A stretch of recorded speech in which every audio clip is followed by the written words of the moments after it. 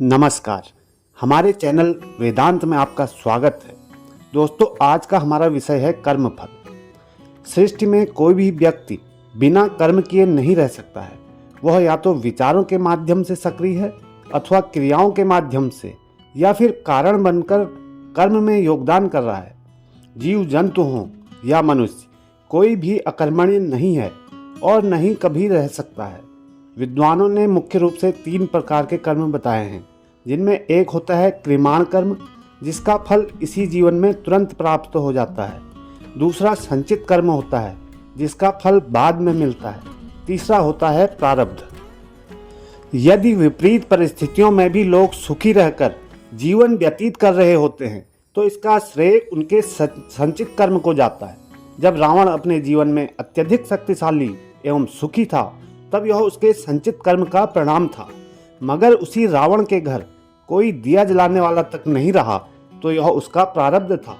स्वामी विवेकानंद जी ने कहा कि अपने विचारों पर नियंत्रण रखो, नहीं तो वे तुम्हारा कर्म बन जाएंगे, और अपने कर्मों पर नियंत्रण रखो, नहीं तो वे तुम्हारा भाग्य बन जाएंगे। संसार में 3 प्रकार के लोग हैं।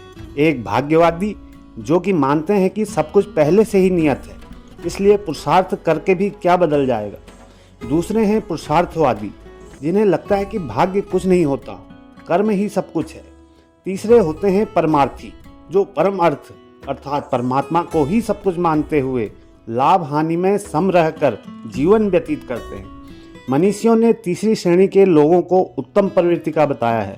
ऐसे व्यक्ति किसी भी परिस्थिति में आनंदमय अर्थात शांत भाव से जीवन यापन करते हैं। भगवद गीता में हमें इस बात का बारंबार उपदेश मिलता है कि हमें निरंतर कर्म करते रहना चाहिए। कर्म स्वभावतः ही सत असत से मिश्रित होता है। हम ऐसा कोई भी कर्म नहीं कर सकते जिससे कहीं कुछ भला न हो, और ऐसा भी कोई कर्म नहीं है जिसमें कहीं न कहीं कुछ हानि न हो।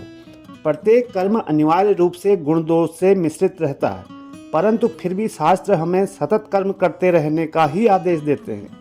सत और असत दोनों का अपना अलग अलग फल होगा। सत कर्मों का फल सत होगा और असत कर्मों का फल असत। परंतु सत और असत दोनों ही आत्मा के लिए बंधन स्वरूप हैं। इस संबंध में गीता का कथन है, यदि हम अपने कर्मों में आसक्त न हों तो हमारी आत्मा पर किसी प्रकार का बंधन नहीं पड़ सकता। वस्तुतः कर्म ही हमारे उत्थान और पतन का कारण है। कर्म ही हमारे जीवन की दिशा और दशा तय करता है। अतः हम सबको सदैव हानि पहुंचाने वाले कर्मों से दूरी रखते हुए अच्छे कर्मों का वर्ण करना चाहिए। दोस्तों, आज के लिए इतना ही। मिलते हैं एक नई कहानी के साथ। धन्यवाद।